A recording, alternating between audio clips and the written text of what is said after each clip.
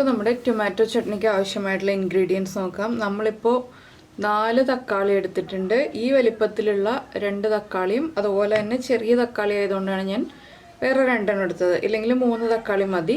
ഇതിലേക്ക് ഒരു 10-12 അല്ലി വെളുത്തുള്ളി എടുത്തിട്ടുണ്ട്. ചെറിയ വെളുത്തുള്ളി ആയതുകൊണ്ടാണ് ഇത്ര എടുത്തിട്ടുള്ളത്. വലിയ വെളുത്തുള്ളി ആണെങ്കിൽ ഒരു 6 അല്ലി മതി. പിന്നെ എരിവിനനുസരിച്ച് വറ്റൽമുളക് ചേർക്കാം. ഞാനിപ്പോൾ 4 എടുത്തിട്ടുണ്ട്. ഒരു ചെറിയ സവോളയും എടുത്തിട്ടുണ്ട്. ആദ്യം നമുക്ക് ഈ തക്കാളി ഒന്ന് കുക്ക് ചെയ്തെടുക്കാം. അതിന് ശേഷമാണ് നമ്മൾ ചട്നി ഉണ്ടാക്കുന്നത്. അപ്പോൾ തക്കാളി ഒന്ന് കട്ട് ചെയ്തെടുക്കാം. തക്കാളി നമ്മൾ നീളത്തിൽ 2ആയിട്ടാണ് കട്ട് ചെയ്തെടുക്കുന്നത്. എന്താണെന്ന് വെച്ചാൽ നമുക്ക് ഇതൊരു 4-5 മിനിറ്റ് അടച്ചു വെച്ച് കുക്ക് ചെയ്തെടുക്കാനുള്ളതാണ്. അതുകൊണ്ടാണ് ഇതുപോലെ കട്ട് ചെയ്തെടുക്കുന്നത്. തക്കാളി നന്നായിട്ട് കുക്കായി വരണം. അപ്പോൾ വഴറ്റിയെടുക്കുകയല്ല ചെയ്യുന്നത്, എണ്ണയിൽ കുറച്ച് സമയം ഇട്ട് കുക്ക് ചെയ്തെടുക്കുകയാണ്. അതുകൊണ്ട് ഞാനൊന്ന് 2ആയിട്ട് മാത്രമേ കട്ട് ചെയ്യുന്നുള്ളൂ. വലിയ തക്കാളി ആണെങ്കിൽ 4ആയിട്ട് കട്ട് ചെയ്തെടുക്കാം. അതിനുശേഷം നമുക്ക് വറ്റൽമുളകും സവോളയൊക്കെ റെഡിയാക്കി എടുക്കാം. അപ്പോൾ ആദ്യം നമുക്ക് തക്കാളി കുക്ക് ചെയ്യാൻ വയ്ക്കും. ഇപ്പോൾ നമ്മൾ പാനിൽ കുറച്ച് എണ്ണ ചൂടാക്കിയിട്ടുണ്ട്. എണ്ണയിലേക്ക് ഞാൻ തക്കാളി ഒന്ന് വെച്ച് കൊടുക്കുകയാണ്.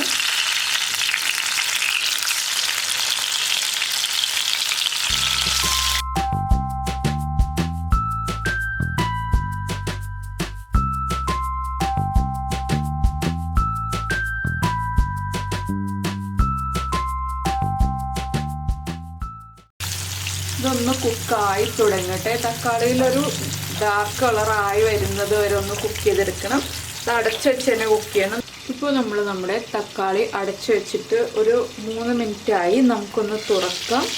ഇതുണ്ടോ, തക്കാളിയൊക്കെ ഒന്ന് കുക്കായി വന്നിട്ടുണ്ട്.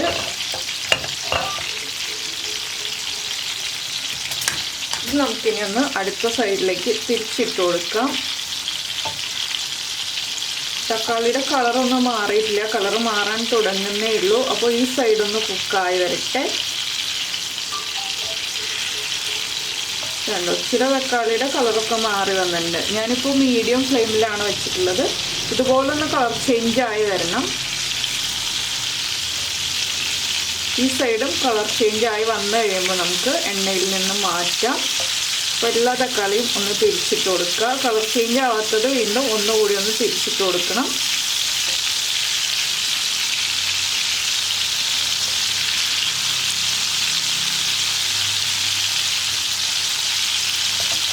ഈ സൈഡും അടച്ചു വെച്ച് തന്നെ കുക്ക് ചെയ്യുക. ഇനി നമുക്ക് നമ്മുടെ തക്കാളി ഒന്നുകൂടി തിരിച്ച് നോക്കാം കറക്റ്റ് ആയിട്ടുണ്ടോയെന്ന്.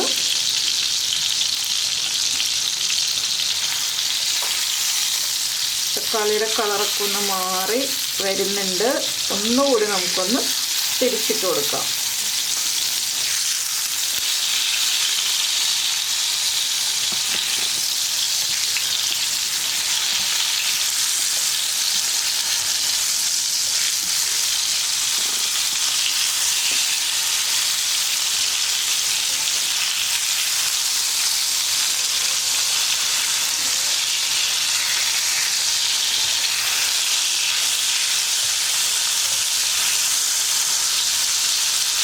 ഇനി ഒന്നുകൂടി ഡാർക്കായി വരട്ടെ. അതിന് ശേഷം നമുക്ക് എണ്ണയിൽ നിന്ന് മാറ്റാം. അപ്പോൾ നമ്മുടെ തക്കാളി ഇപ്പോൾ കറക്റ്റായിട്ട് കുക്കായിട്ടുണ്ട്. നമുക്ക് എണ്ണയിൽ നിന്ന് മാറ്റാം.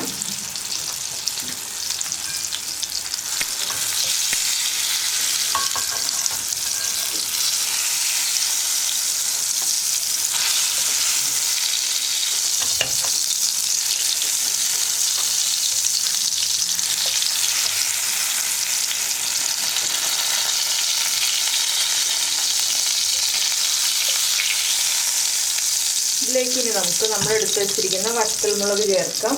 വറ്റൽമുളക് നല്ല എരിവ് ആവശ്യമുണ്ടെങ്കിൽ 5 വരെ ചേർക്കാം കേട്ടോ. ഇല്ലാന്നുണ്ടെങ്കിൽ 4 ചേർത്താലും മതി.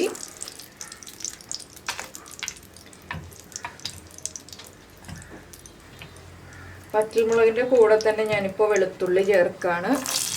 വെളുത്തുള്ളി ഒന്ന് കുക്കായി വന്നോട്ടെ, വറ്റൽമുളകും കുക്കായി വരട്ടെ. ചെറിയ വെളുത്തുള്ളി ആയതുകൊണ്ട് തന്നെ വേഗം കുക്കായി കിട്ടും. വറ്റൽമുളക് നന്നായിട്ട് കളർ മാറി വരണം.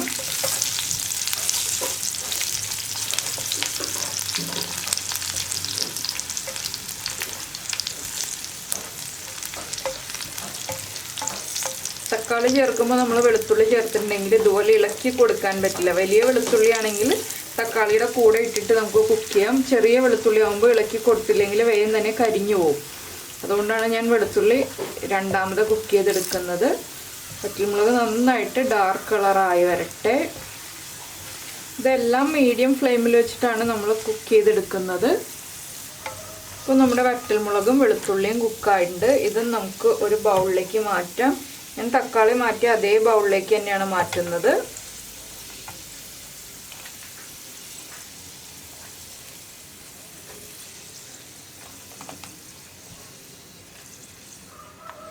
ഇനി ഇതിലേക്ക് നമുക്ക് നമ്മൾ എടുത്ത് വെച്ചിരിക്കുന്ന സവാള ചേർക്കാം. സവാള നീളത്തിൽ കട്ട് ചെയ്തെടുത്തിട്ടുണ്ട്. സവാളയും ഒന്ന് കുക്കായി വരണം.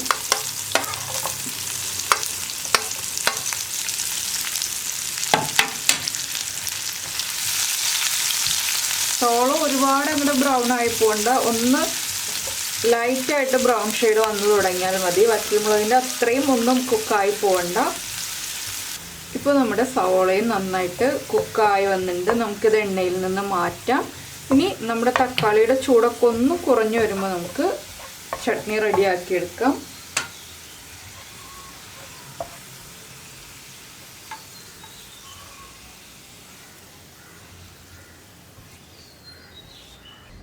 ഇപ്പോൾ നമ്മൾ നമ്മുടെ സവോളയും തക്കാളിയും വറ്റൽമുളകും എല്ലാം എടുത്തു വെച്ചിട്ടുണ്ട്. ഞാനൊരു വലിയ പാത്രത്തിലേക്ക് നമ്മുടെ വറ്റൽമുളക് ആദ്യം മാറ്റാണ്. വറ്റൽമുളക് ഒന്ന് പൊട്ടിച്ചെടുക്കണം. നമുക്ക് കൈകൊണ്ട് ചതച്ചെടുക്കാം, ഇല്ലെങ്കിൽ പതുക്കെ ഇതുപോലൊന്ന് പ്രസ് ചെയ്ത് കൊടുത്തിട്ട് പൊടിച്ചെടുക്കാം. കൈ പുകയാതിരിക്കാനാണ് നമ്മൾ ഇതുപോലൊന്ന് പതുക്കെ ഈ കല്ലുകൊണ്ട് ചതച്ചെടുക്കുന്നത്. ഒരുപാട് അങ്ങോട്ട് ഫോഴ്സിൽ ചതക്കരുത്. എന്താണെന്ന് വെച്ചാൽ നമ്മുടെ പാത്രത്തിന് കംപ്ലൈൻറ്റ് വരും. പാത്രം ചളുങ്ങി പാത്രത്തിൻ്റെ ഷേപ്പൊക്കെ മിസ്സാവും. അതുകൊണ്ട് ഇതുപോലെ ഒന്ന് പതുക്കെ പ്രസ് ചെയ്ത് കൊടുക്കുക. ഇതിലേക്ക് നമുക്ക് നമ്മുടെ സവാള ചേർക്കാം.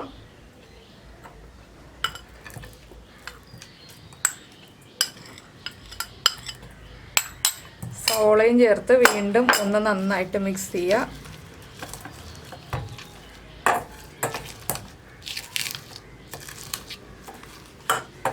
ഇപ്പോൾ നമ്മൾ നമ്മുടെ ചട്നിക്ക് ആവശ്യമായിട്ടുള്ള ഉപ്പ് ചേർക്കണം. ഒട്ടും തന്നെ ഉപ്പ് നമ്മൾ ചേർത്തിട്ടില്ല.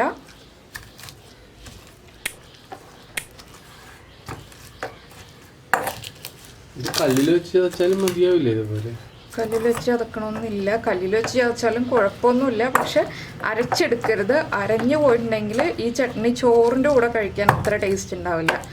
അരയാതെ ഒന്ന് മിക്സായി കിട്ടുന്നതാണ് ടേസ്റ്റ്. ഇതിലേക്ക് ഞാൻ കുറച്ച് ഉപ്പ് ചേർക്കാണ്.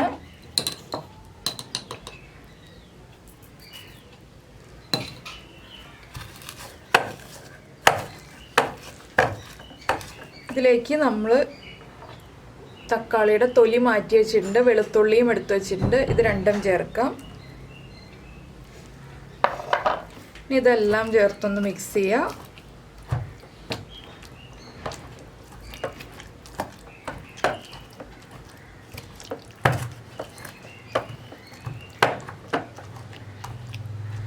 വെളുത്തുള്ളിയൊക്കെ നന്നായിട്ടൊന്ന് ഉടഞ്ഞു വരണം.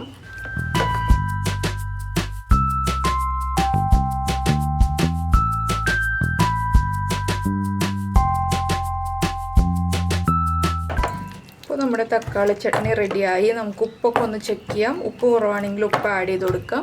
ഇതിലേക്ക് ഇനി എണ്ണയൊന്നും ചേർക്കേണ്ട ആവശ്യമില്ല. ആവശ്യത്തിന് എണ്ണ ഉണ്ട് തക്കാളിയിൽ. അപ്പോൾ ഞാനൊന്ന് ഉപ്പ് ചെക്ക് ചെയ്യട്ടെ. ഇപ്പോൾ നമ്മുടെ തക്കാളി ചട്നിയുടെ ഉപ്പൊക്കെ പാകമാണ്. ഉപ്പ് ചെക്ക് ചെയ്തു. ഇനി നമുക്കിതൊരു ബൗളിലേക്ക് മാറ്റാം. ഇത്രയേ ഉള്ളൂ. ഈസി ആയിട്ടുള്ള തക്കാളി ചട്നിയാണ്. നമുക്ക് ചോറിൻ്റെ കൂടെയും ദോശയുടെയും ഇഡ്ഡലിയുടെയും ഒക്കെ കൂടെ കഴിക്കാം. അപ്പോൾ നമ്മുടെ തക്കാളി ചട്നി ഇതാ ഞാനൊരു ബൗളിലേക്കൊക്കെ മാറ്റിയിട്ടുണ്ട്. അപ്പോൾ നിങ്ങളെല്ലാവരും ഈ ഒരു ചട്നി എളുപ്പത്തിൽ ഉണ്ടാക്കി കഴിക്കുക. ചോറിൻ്റെ കൂടെയാണോ ഇഡ്ഡലിയുടെ കൂടെയാണോ ദോശയുടെ കൂടെയാണോ കൂടുതൽ ഇഷ്ടമായതെന്നൊന്ന് കമൻറ്റ് ചെയ്യാം കേട്ടോ. അപ്പോൾ ഈസി ആയിട്ടുള്ള റെസിപ്പി അല്ലേ. അപ്പോൾ ഇത് എല്ലാവർക്കും എളുപ്പത്തിൽ ഉണ്ടാക്കാൻ പറ്റുന്നതാണ്. ബാച്ചിലേഴ്സിനാണെങ്കിലും ജോലിക്ക് പോകുന്ന വീട്ടമ്മമാർക്കാണെങ്കിലും വീട്ടിലിരിക്കുന്ന വീട്ടമ്മമാർക്കാണെങ്കിലും എല്ലാവർക്കും ഉണ്ടാക്കാൻ പറ്റിയ റെസിപ്പിയാണ്. അപ്പോൾ എല്ലാവരും ഉണ്ടാക്കി നോക്കുക. ഇഷ്ടമായി കഴിഞ്ഞിട്ടുണ്ടെങ്കിൽ നമ്മുടെ വീഡിയോയുടെ താഴെ ഒന്ന് കമൻറ്റ് ചെയ്യുക. പിന്നെ നിങ്ങൾ ആദ്യമായിട്ടാണ് നമ്മുടെ ചാനൽ കാണുന്നതെങ്കിൽ നമ്മുടെ വീഡിയോ പ്രസൻറ്റ് ചെയ്യുന്ന രീതിയൊക്കെ ഇഷ്ടപ്പെട്ടു എന്നുണ്ടെങ്കിൽ നമ്മുടെ ചാനലൊന്ന് സബ്സ്ക്രൈബ് ചെയ്യുക. സബ്സ്ക്രൈബ് ചെയ്യുന്നതിന് ഈ വീഡിയോയുടെ താഴെയുള്ള ആ സബ്സ്ക്രൈബ് എന്ന ബട്ടൺ ഒന്ന് ക്ലിക്ക് ചെയ്യുക. ഒപ്പം തന്നെ അതിൻ്റെ റൈറ്റ് സൈഡിലുള്ള ബെല്ലൈക്കൺ കൂടി ക്ലിക്ക് ചെയ്യുക. അപ്പോൾ ഓൾ എന്ന് പറഞ്ഞിട്ടൊരു ഓപ്ഷൻ വരും. ആ ഓളും കൂടി പ്രസ് ചെയ്തിട്ടുണ്ടെങ്കിൽ ഞാൻ എപ്പോഴും വീഡിയോ അപ്ലോഡ് ചെയ്യുമ്പോൾ നിങ്ങൾക്ക് നോട്ടിഫിക്കേഷൻ വരും. അപ്പോൾ നമുക്ക് നമ്മുടെ അടുത്തൊരു റെസിപ്പിയുമായിട്ട് അടുത്ത ദിവസം വീണ്ടും കാണാം.